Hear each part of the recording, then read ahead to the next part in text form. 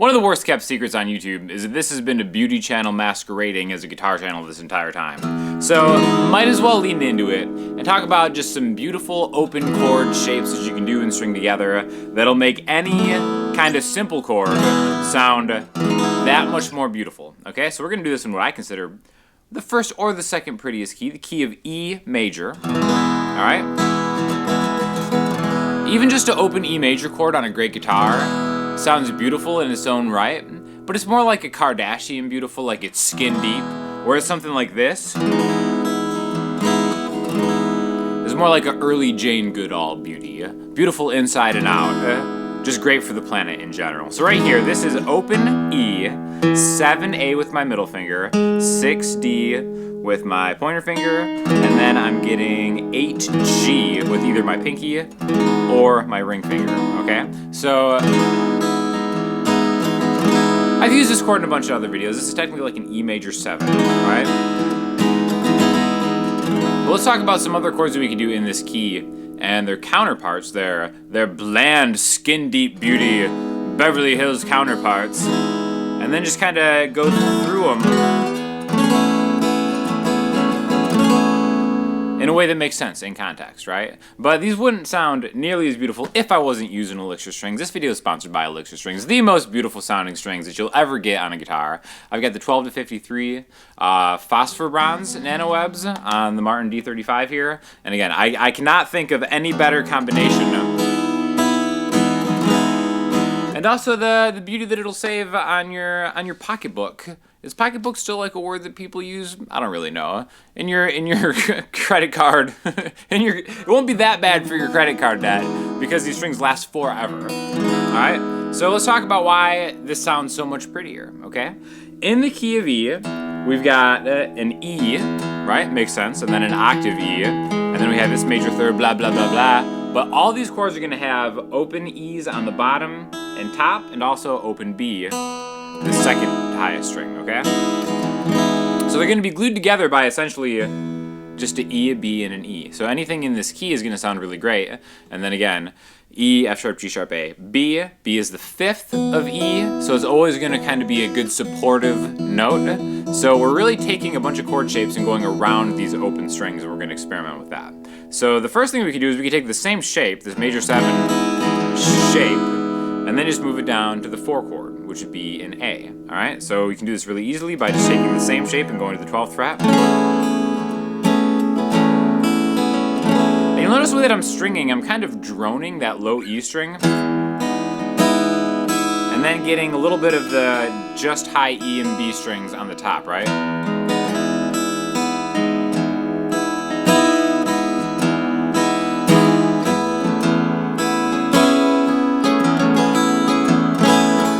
So even on the A chord, I'm still hitting that E. Then you go to the wrong chord, it still sounds good, but... And the reason is E is a note in an A major 7 chord, right? E is the fifth of A. But it's not even about knowing where these notes are in relation to the scale. It's more just kind of like using an E, a B, and an E to glue and bind these chords together. So we've done 2 major chords. We're gonna do a minor chord in a second, but I wanna do another kind of, I'm thinking of A major 7 chord, but it looks like this, okay? So I still have open A, 2D, 1G. Now A major 7 chord voicing traditionally would have your ring finger on the 2nd fret of the B string. But if we open that up, we're adding that B to it. So, you know, you can see it as an add 9. However you want to look at it, it doesn't really matter. But it's just a beautiful chord that you can add to your repertoire of just kind of like exploring the sounds.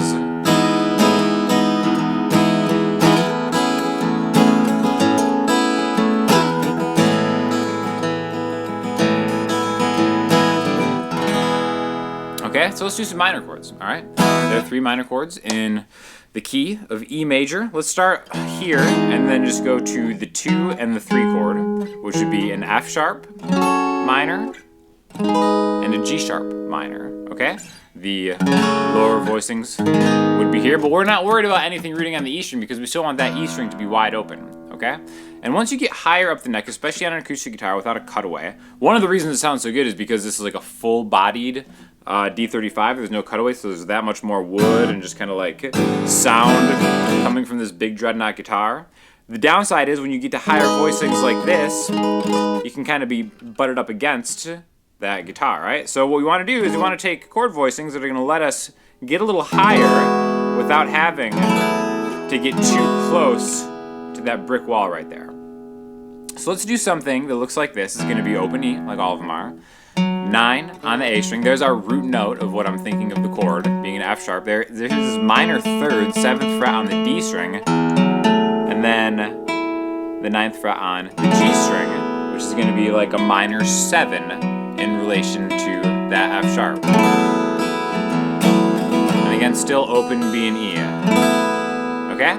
So, minor 7 chord voicing shape, but then surrounded by open E's and B's.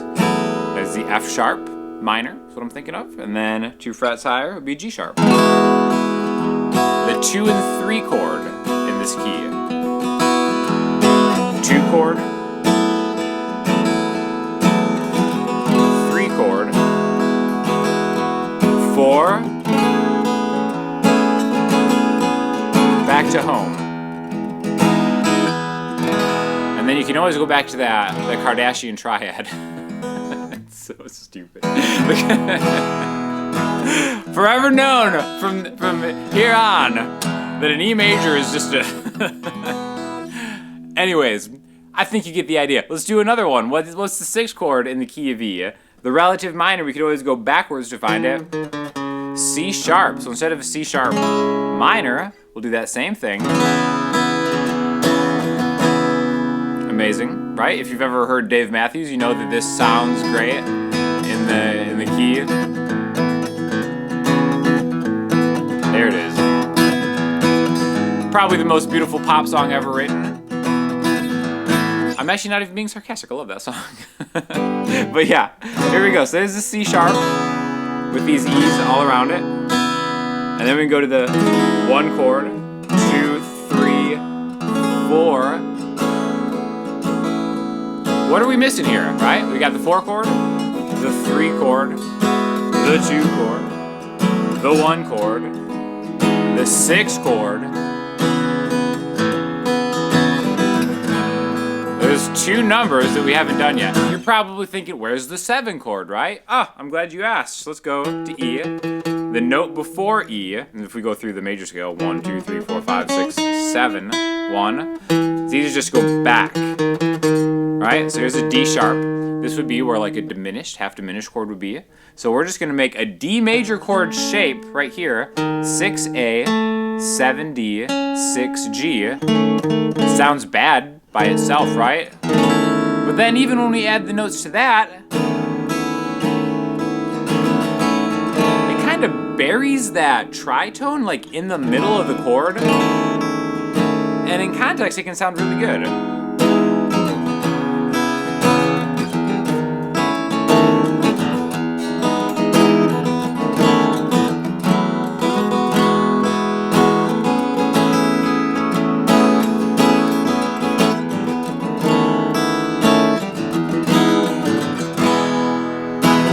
So even the 7 chord sounds kind of good when you do it like this.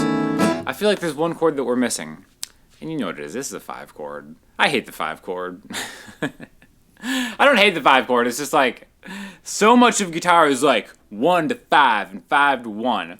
In this key, it would be B7, right? But there's something that's so, there's like a finality that like forces you to go home when you hit that 5 chord. So for posterity's sake, we'll go 2A, 1D, 2G.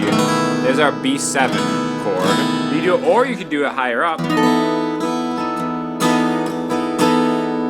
And it sounds a little better with that, but I think for like the vibe of what we're doing, I try to avoid the 5 chord when I'm playing in big droning open tunings, because it's just, it kind of takes away some of the lightness and like the breathiness of just kind of playing around in these chord voicings.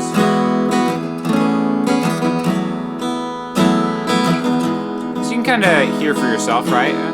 1, 2, 4, 3, 6, 5. It's like that 5 chord is great to end it, and that's what it's for. That's what, you know, the resolution. That's why it's the dominant 7 chord. Yeah, because it kind of sets you up to go home. But in and of itself, I do like to avoid that typical 5 chord thing if you're just kind of just making things pretty and making them sound just kind of cool. Like I said, light, airy. Even the 7 chord.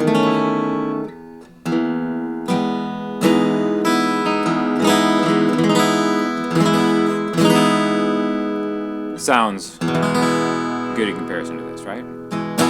So I think the lesson to learn here is like just having these drone notes within a key. You can use this in other keys too. Like I said, A is another really good one that works because B and E are also important notes in the key of A. E being the 5th of that. We could do a lot of these same things with just like an A major chord shape. 1, 2,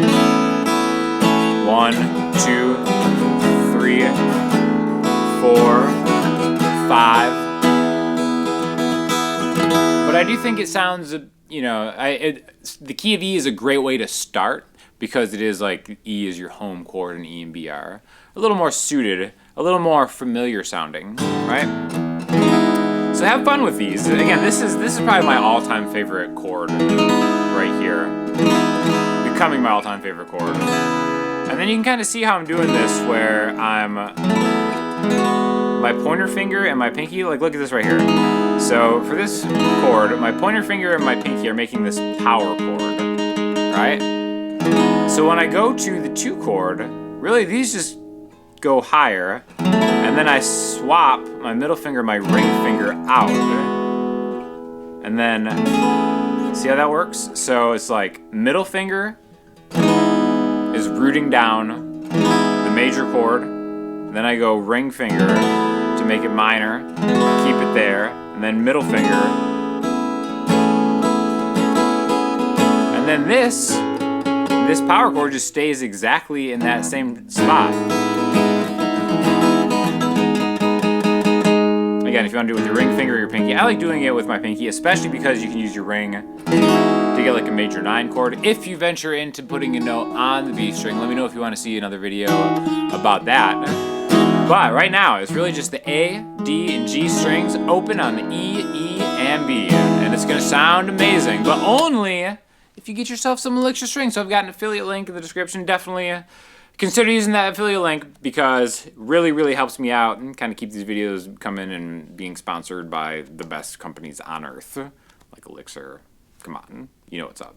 So thanks for watching. Let me know what you think in the comment section, and I'll talk to you all soon. Thanks a lot.